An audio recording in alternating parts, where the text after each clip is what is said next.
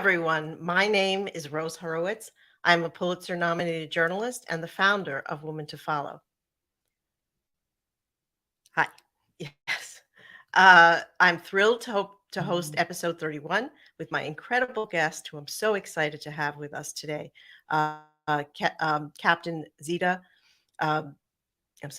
Captain Zita Merchant, Commander of the U.S. Coast Guard of the New York, New Jersey region, and Captain of the Port of New York.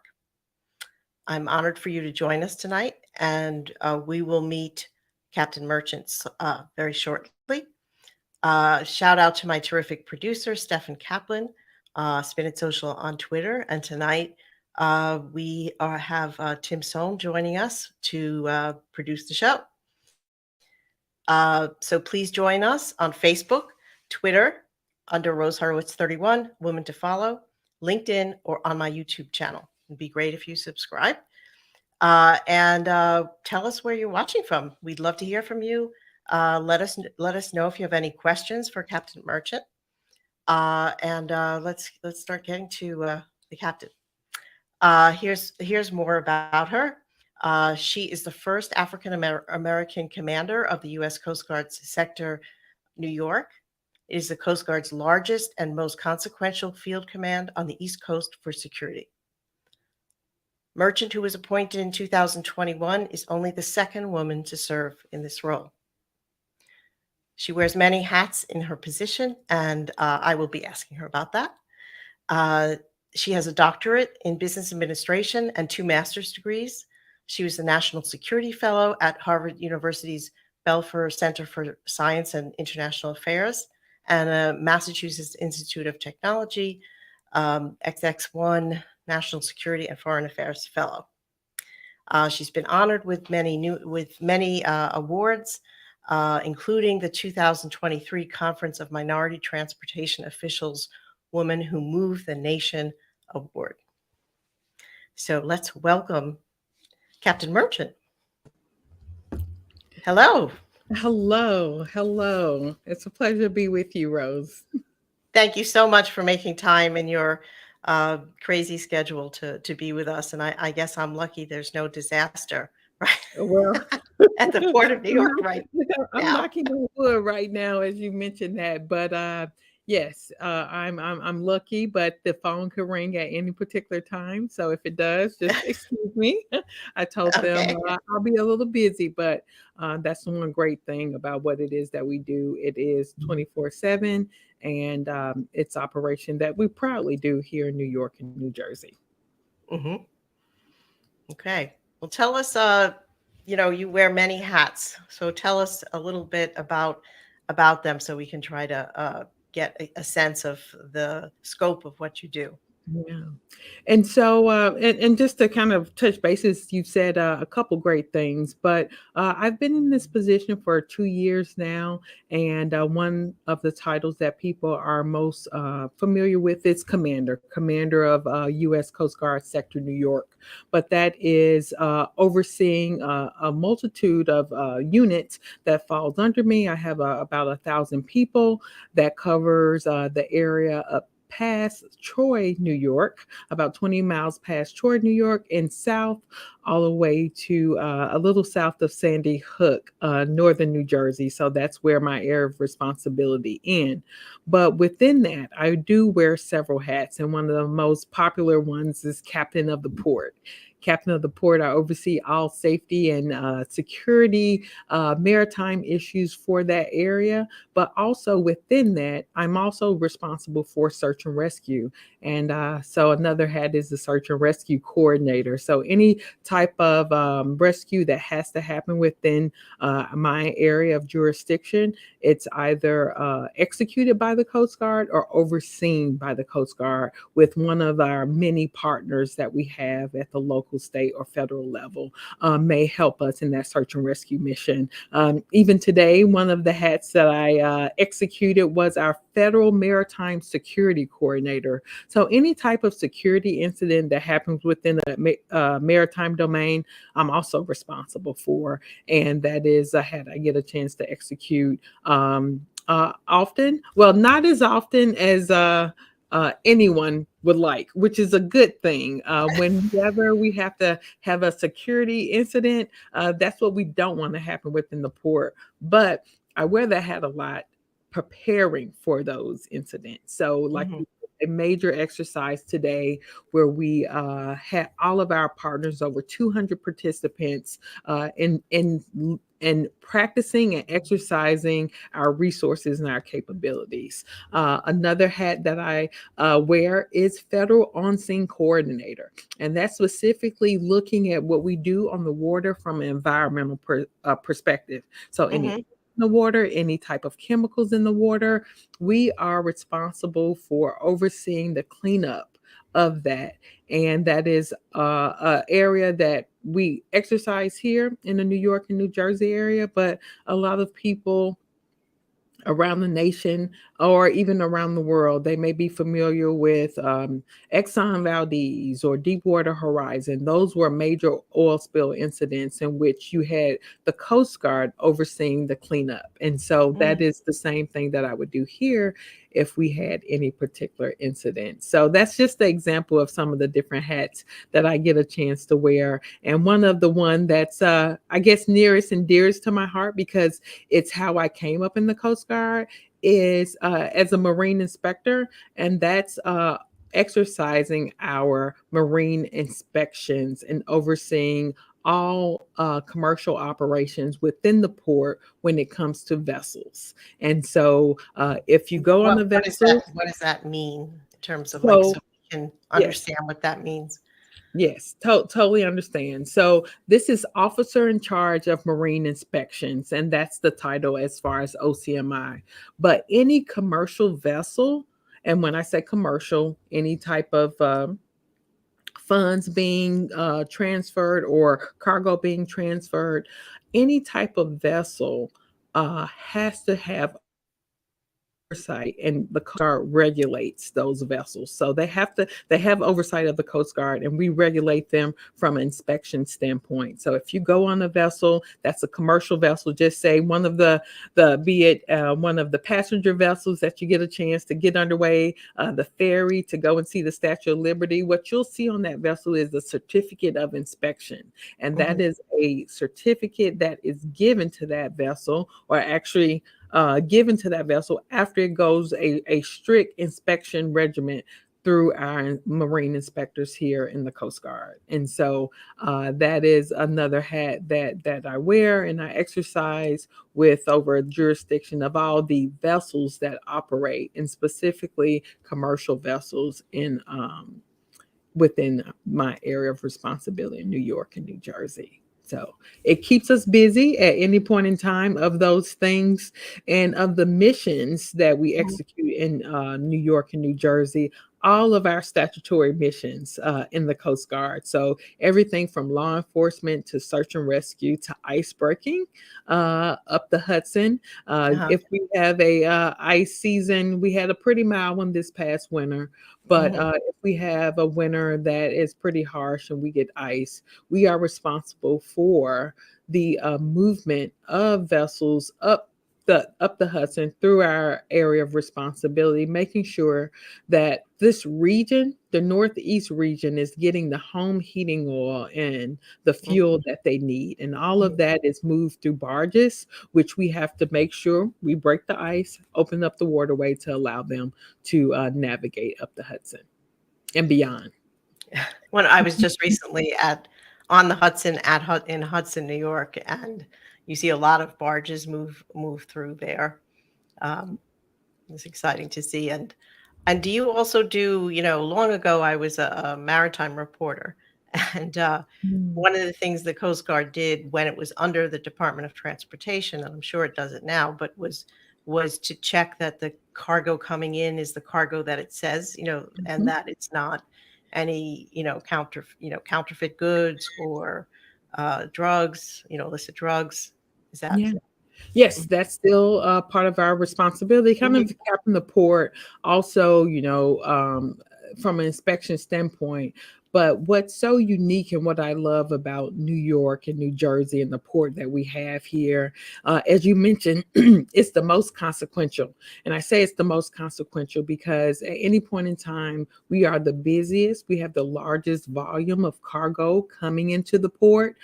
We also move the most number of people via the waterway. So, be it the ferries or passenger vessels, we move about 60 million people a year via the Huh. waterway. And back to the cargo is that's over 9.5 million TEUs, which is 20 equivalent units. And what that is the containers that you see moving around on the Okay. back of tractor trailers. And so, if anyone have had the opportunity to be in the harbor and see one of the container ships coming in, those container ships, we are bringing in container ships that's up to 16,000 TEUs, containers, little small containers on them, bringing them into the port of New York and New Jersey, offloading them here so they can go throughout the region. And so when you look at the cargo volume, when you look at the number of people, you look at the movement of petroleum products. We are the largest city in the nation. So, with that, we have three major airports in our area, as well as a lot of transportation in general. So, we move the most amount of refined petroleum products in the New York Harbor and beyond. And not to mention New York. Unfortunately, it is the number one terrorist target. We have a lot of critical infrastructure here. And even with our missions after 9/11, it has really been focusing on ensuring that our ports is safe and secure. And that is what your Coast Guard does here every day in New York and New Jersey. Well, thank you. Thank you. Um, the Coast Guard used to be under the Department of Transportation, Yeah. and that changed Mhm.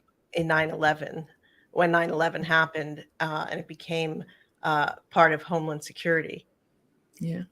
And And so I'm sorry. No, I was going to say a quick history lesson. So, the first department that we were under Yes. as a service was actually the Department of Treasury. So, we give a shout out to Alexander Hamilton as our founding father when he was the head of when he was the Secretary of Treasury. And so, that's dating back to 1790. And one of the trivia questions I often give people is like, what three departments have the Coast Guard served under? So the Treasury, and as you mentioned, the Department of Transportation, and then in 2003 the establishment of the Department of Homeland Security. And so that's currently who we serve under, and we're the only military service that is under the Department of Homeland Security. Of course, all the other military services are under the Department of Defense. And I think I read, and this is another, but in a time of war, the Coast Guard would be under the Navy. Is that right? Navy, yes, Yeah. yes, that hasn't Okay. happened since World War II, but yes, that is correct. That is correct. In time of Okay. war, we would fall under the Department of Navy, and Okay. but the And Navy is one of the military service that we work very closely with on a daily mhm, basis, using our authorities, which are really pretty unique from a law enforcement standpoint. We're the only military service with a law as that's also serves as a law enforcement agency, and so often we go and deploy with the Navy in regards to some of the operations that they do, and where we can be able to execute from a law enforcement standpoint. and in terms of New York being the number one terrorist Mm. target, what has changed in terms of the work you do? I think I read that you're doing more cybersecurity. Can you tell us what Mm. that means uh, and how that's impacting the work? Yes, it's interesting. A very great question you asked in regards to what we are doing now as a service, but that has been changed for a long time. When you think back to September 11th and before September 11th, pre 9/11. It was one that the Coast Guard was really looked at this as a safety, mostly in safety, and what we did, what we executed as far as our mission. All the same statutory missions, but we were at the forefront was search and rescue compared to now. Post Mm. 9/11, after the Marine Safety Transportation Act, that really changed what we how we looked at our missions and had more of a security focus. And through that time, you had initially, even after 9/11, a lot of work that we were doing was really physical. Um, Having ways and implementing regulations that had vessels and facilities hardening their security posture, be it having physical guards or gates and things of that such. And even a lot of the work that we did, we invested a lot in port security funding for our partner agencies and our other governmental agencies, be it at the state and local level, buying them boats, buying them different resources to help be force multipliers in what we executed every day. So that was still post 9/11. So when you think of 20 years later, it's not just about the physical threats. It's about asymmetric threats that we have to be prepared for. And one of those is cybersecurity. So while I am just as concerned about an active shooter and on a boat and being able to get boats underway, trained and capable law enforcement on that particular boat as soon as possible to neutralize the threat, I am just as concerned from a cybersecurity standpoint of our systems that is are being used at our ports and our facilities, and making sure that they are just as hardened and have the capabilities from that standpoint to be able to ward off a threat as well. And so it has been, I would say, over several decades that the threat has changed and the way we identify the threat, but it has gone more from physical to also these threats like cybersecurity that we have to be prepared for, and have the workforce to be able to understand those threats and be able to also neutralize those. And have those really gone up? I saw you say Mhm. that like in from 2020 to the Mhm. next year, it went up 140% cybersecurity threats. Is that the case? Yes, you can put in the word cybersecurity or threats or ransomware, and at any point in time, you could see a threat or some type of cybersecurity attack happen. And in the maritime domain, they have increased significantly. And one of the other positive pieces about that is that reporting of those incidents have also increased to allow us to be able to respond and identify how best to one look at what that threat is, how it particularly came in. Is it ransomware? Is it through a phishing expedition? So it's important for people within the maritime community to report those incidents and not just look at it as sometimes something simple. Some of the things that we realize, and this goes as while it's I'm really focused on the maritime perspective. One of the areas when it comes to cybersecurity is some of the basic things that we can do better. It's that continue to change our password or to have the two-piece authentication when it Hmm. comes to that. Also, just being able to make sure we're not clicking on something that we don't know where it came from. Okay. Often things do seem very, when you get certain emails, it's clear that, okay, maybe this is not something, or you can look at that email address and notice that, okay, this email address is not the same as the title.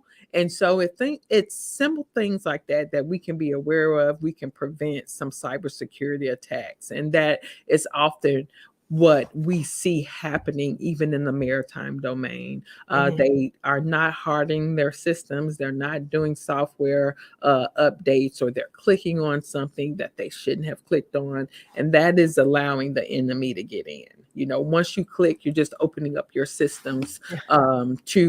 to that particular threat or that threat actor. So that's something that everyone can learn from outside of even the Okay. maritime community. And do you get, is there, in the last few years, let's say, more cooperation, or is that an effort, to get more cooperation from the maritime industry, from the big shipping companies like Yes, Costco or Maersk, to mhm. have them be communicating with you? Yes, and that's one thing I can say, and I can commend the industry, the maritime industry here in New York and New Jersey.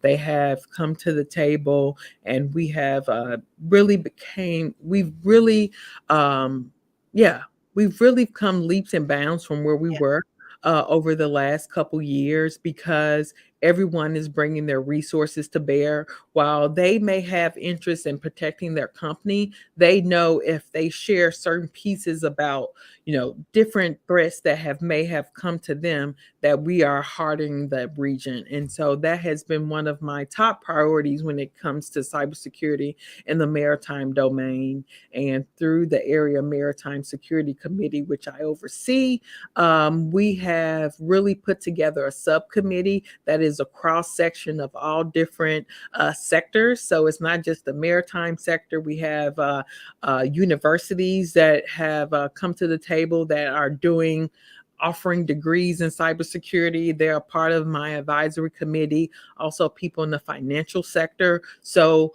they've been doing this a lot longer than we have, and Uh-huh. it's a great opportunity to learn from them.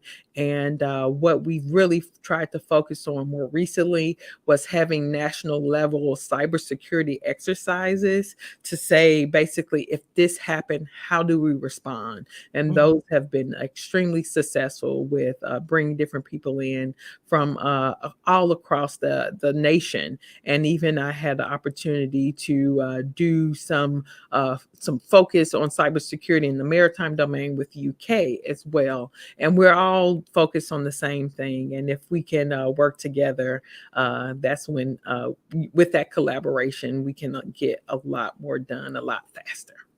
Okay. And how much of your job is trying to oversee the port of New York and its growth? Oh, all of it, I 100%. It's know, like, I know the ports compete, with each other very much, and yeah, it can vary according to where the cargo could be coming in from, and yeah. macroeconomic factors like when we were in the pandemic and there was a Yeah, shortage of things. So yeah. has So has the how has the volume been? Has it been growing? yes, it has been growing, and I'll proudly say, we were at a point where our cargo volume was number three. Both LA as well as Long Beach was number one and two as far as cargo volume coming into the US. And we ended the year last year as the number one port. So we jumped from two, from three to two, and then to the one, just based on the volumes that we were able to bring in. And that was a concerted effort between what the port was doing as far as the coordination and collaboration. It was a focus on efficiency and effectiveness with the Coast Guard and our other partners when it comes to our vessel traffic service, trying to see how soon we can bring vessels in, not having them at anchorage too long, moving them to their berth, and getting them out when needed. And so that facilitation of commerce is what we do every day. Be the number one port ending the year. And we've had several months, even this year, where we served as the number one port. So volumes are up. People are even back. The volumes of people are even back. In talking to some of our ferry companies, we are at a pre-pandemic level and increasing as far as people using ferry services. And that's what we want. That balance between the mass transportation system, allowing people to use different modes of transportation to help our environment. Okay, that's great. I'm glad I asked that question. I didn't know that. So, and um, how did somebody you grew up in Mhm. Mississippi, Yeah, right? yeah. So how did you get to where you are as commander of Sector New York today? Yeah, it's a long storied history there, but I was born in Chicago, and I think that's one of the things you were about to mention, that you knew it probably was some type of Chicago connection there. But born in Chicago and then moved to Jackson, Mississippi, in my right as a preteen, as you say. And during that particular time, I always had a focus in STEM and science and math. Just loved it, and had this desire to always to become a doctor, a medical doctor. And so when I was in college, a biology pre med student, I was paying for tuition on my own. And unfortunately, during that particular time, my parents, they couldn't afford to send any of their kids to college. So they told us it was a thing to do, but if we did it, we would have to do it on our own, just because they could not afford it. But that was my desire, and I was off to college, and was doing pretty good overall with grades. But one of the things I realized is that, continuing to build debt with paying for college tuition and with medical school, that would even be more of a challenge despite, getting scholarships. It was just a lot of loans. And just so happened to meet this recruiter that mentioned they had a scholarship program for the Coast Guard. And I'm like, I don't know what the Coast Guard is, but tell me more. And so from that standpoint, I actually started learning about the Coast Guard, but it was really only a 3-month time period before I learned about the Coast Guard. And I was literally raising my right hand, joining. Because they had this scholarship program in which they would pay for my tuition, in addition to giving me a salary while I was in school. The Coast Guard still has that scholarship program, which is called the College Student Pre-Commissioning Initiative, where they would pay for 2 full years of college while also giving you a salary. Students here in New York, they make almost $60,000 a year while in college, even before they join the military. And after they finish college and graduate, they go off to officer candidate school, in which I did, and start their career as a commission officer. And so it was a quick decision that I made. And I have to say, it was really one of the best decisions I've made in my life, because it has now brought me 26 years this month in the Coast Guard. And of the things that I've been able to do and accomplish through the Coast Guard are things that I didn't even dream of. So while I did not get my MD, I did get my PhD, and have really gone on to, go to school and continue my education at some of the top Ivy Leagues, be it Harvard or MIT, things that I really didn't even think was possible. But because of my decision of joining the Coast Guard and being in the Coast Guard and serving in the Coast Guard, I've been able to accomplish a lot. So it's definitely a blessing. That's wonderful. It's really an inspiration, I'm Mhm. sure. And when you meet young people, what is, do they ask you, how did you be, I'm sure they ask you this question, what kind of Yeah. message, or what kind of responsibility do you have? Do you think, do you have to try to give them inspiration? Because I'm sure, I don't know how many percent, what percentage of people make it from Jackson, Mississippi to be a commander or, Yeah. deputy commander even, right? Yeah, and that's true. And when I look back at my experience, even how I didn't think that the Coast Guard or even the military was something that I was remotely interested in. I think if you would have asked me that even any of my first years in college, I would have said no. And why are you even asking me this question? Like, there's no way I'm ever joining the military. But one of the things that I quickly realized after joining specifically the Coast Guard is that it was tied to all of my values as far as service and service before self that had since I was a child. Rosa, though you met me in a place where I was giving back to the Girl Scouts, which is something that's extremely a passion of mine. But my years in the Girl Scout is one of the things I say that was the first uniform I ever wore, and I wore it proudly. It was the first time I rose my right hand to oath, and it was to God and country. And Mm. so, how different than that was as a child than what I decided to do as an adult. So, as a humanitarian service, it was the perfect fit for me. The Coast Guard was and is the perfect fit for what I wanted to do in a life of service. I knew I wanted to be a doctor that was giving back, but now it's Mhm. just in a totally different way. So, what I often tell our youth is that, open your aperture when it comes to what you think you want to do, because the exact thing that you think you may not want to do is the thing that could be for you. And with that, it's making a decision to get out of your comfort zone. I often say there's no growth in the comfort zone, and there's no comfort in the growth zone.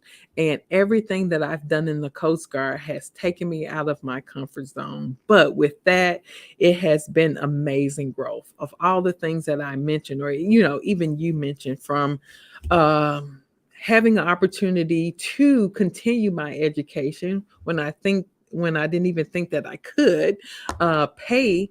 I end up getting two masters, a doctorate, and then different fellowships. I had the opportunity to work on the Hill as a congressional fellow. So all of these amazing opportunities because I said yes to the Coast Guard, and I gave it 100%. Like I said, even when I did join, I was like 3 years and out. And after doing operations, and then my first duty station was in New Orleans, after really experiencing what the Coast Guard was all about, how you're connected to the community, how you protect your nation and everything that you do every day. That's the difference. That's the difference between the Coast Guard and some of the other military service. We're fighting on the front line every day, conducting operations to protect our homeland every day. And that in itself is a reward and impact. At any point in time and every day when you go home, I'm fulfilled by what I've been able to accomplish, and by what my people have been able to accomplish. Just so 1,000 people across these two states that are doing the mission every day and doing it proudly. And what would you say as you were rising up the ranks? Were there women, were there people of color who you saw and were role models, or were you always first? And how did that feel? Yeah, it was, it did get to a point very junior. There was, a few people that looked like me, but as I continued to promote and rise through the ranks, it was fewer and fewer, than there were none. And then, it literally came to a point where I was looking in the mirror and I was it. And with that, it comes a sense of responsibility that, okay, if not me, then who? And so with that, it has really been a focus on continuing my career, doing the best that I can, but also allowing the people below me to see what they can be. And that was one of the challenges that I had, and why it got into, at one point in my career, I was like, is this for me? Can I continue on? I've never seen someone look like me be a sector commander or be in charge of a unit. Is it something that really can be done? And that's something that's almost mental versus like really saying it, because if you don't see it, it's automatically like in your psyche that, okay, I don't see it, I can't be it. So I have to, go this other route. And so it just came to the point where it's like, if not me, then who? And so I started really going after those positions that women of color hadn't really had before. And I often became the first to ever serve. And that's one of those things in this position, being the first person of color, male or female, to ever serve in this position. But with that, I did have a lot of great women and mentors that inspired me to keep going. And one is Dr. Olivia Hooker. She was the first African American to serve in the Coast Guard. And when you read her story, and it's definitely one of those people that you want to read her story, because I saw a clip of her, and she lived to be 100. She got back to school, she got a doctorate, and she lived to be over 100, I think. Yep, Right, right. 103 years old. 103. Wow. 103 years old. Yeah. And it's people like her that I Mhm. had the opportunity to meet very early in my career, that she became a mentor, and she inspired me every day by the way she lived her life. And through that, having been a part of her life all the way until up to when she died. She provided that inspiration. Or even the first woman that actually commanded this unit, which is now the Commandant of the Coast Guard. You're talking about an inspirational leader. She was the first woman to lead Sector New York. And then when you look at it, a decade 12 years later, she's now leading the Coast Guard, and she's the first woman to ever lead any military service in U.S. history. And so when I look at the people that are ahead of me, like Admiral Fagan, it really inspired me. It really inspires me to keep going. When you looked in that mirror and you said, if not me, then who? Was did you have in mind the woman, whose shoulders you were on, you were standing on, or was Yeah. there your mother's voice, or like what was it, that made you say, okay? Yeah. It was really the people behind me. It was really the people that I served as mentors to. I'm sorry, that I served as a mentor to. It was the young people that I talk to, and I get them excited about the Coast Guard, that they join the Coast Guard, or they decided to keep going. My thought process is, I do all this. I get them in. I tell them about the Coast Guard. I recruit them, and then I say goodbye. That is not a way to lead. A way to lead is to lead through, even during the hard times. And so it's more them than anyone that inspires me every day to keep going. It's the people behind me. So being an example for the people behind you. The young. Yes, Yeah. very much so. Just to make, because I thank Dr. Hooker, Admiral Fagan, for blazing a trail to make it a little bit easier for me. My job now is to make the trail even easier for those behind me. And so I have some pruning to do as people come through. Okay. Well, thank you. I think my producer has a short clip of you, I think, on the waterfront from CBS News that we're gonna just watch a minute. All right. As we mark the first day of Black History Month, we hear from a woman making history herself in New York Harbor, keeping us safe while blazing new trails. You know, if this is your office, this isn't that bad. Yeah. This office is better known as Sector New York, the largest Coast Guard field command on the East Coast.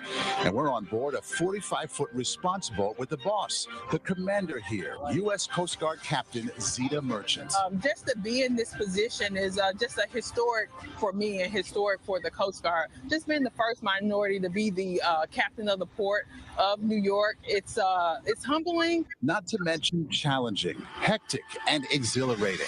There's a lot of intelligence that's coming into this room. The safety and security demands of the third largest port in the country are relentless. To New York being the #1 terrorist target, we have camera systems all across the port. At one of the nation's most strategically important port complexes, 80% of goods coming into the port of New York has to come through this waterway. where the Coast Guard keeps watch over hundreds of billions of dollars in cargo and tens of millions of passengers each year. Has cyber risen to the top of the threats that you think you face right now?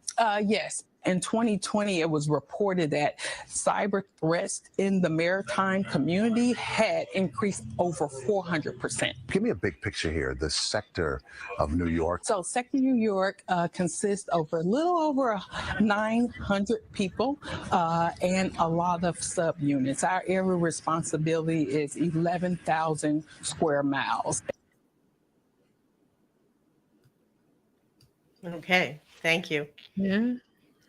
So 11,000 square miles, and how many, the population that you're over, you're Yeah, that serving? population is over 28 million, 28 Wow. million people within that. And that goes to why it is so important to do what we do in protecting what a lot of people do not realize is a maritime city, a maritime region. As far as New York, when you look back to even centuries, this was the bustling harbor that was at the forefront of where we are as a nation. And I feel we're still that today. We have a responsibility here in New York to ensure the safety and security of all of those millions of people that count on us every day, because a lot of people do not realize that 95% of their goods come via the waterway. And that in itself just underscores why it's important for us to do what we do as a Coast Guard. Because threats comes in that way too. It's not just cargo. Yeah, we have threats as well. Thank you.